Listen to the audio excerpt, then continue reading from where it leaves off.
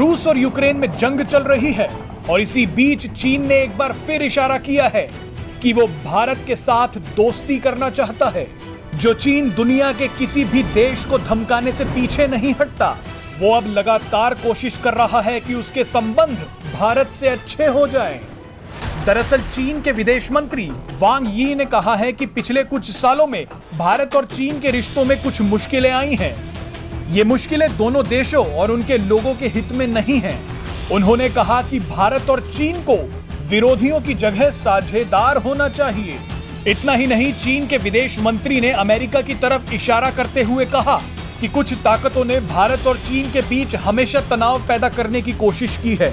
आपको बता दें कि चीन के विदेश मंत्री का ये बयान भारत के विदेश मंत्री एस जयशंकर के उस बयान के बाद आया है जिसमें उन्होंने कहा था कि एलएसी पर सैन्य बलों को नहीं भेजने के समझौते का चीन ने उल्लंघन किया है, जिसकी वजह से चीन के साथ भारत का रिश्ता बहुत मुश्किल दौर से गुजर रहा है।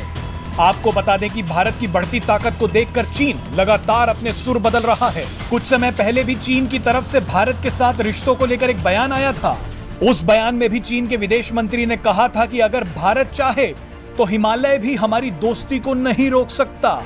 उस समय भी चीनी विदेश मंत्री ने कहा था कि भारत और चीन को लड़ना नहीं चाहिए, बल्कि साथ आकर काम करना चाहिए। बहरहाल चीन के विदेश मंत्री के इस बयान के बाद विदेश मामलों के जानकार इसके अलग अलग मायने निकाल रहे हैं।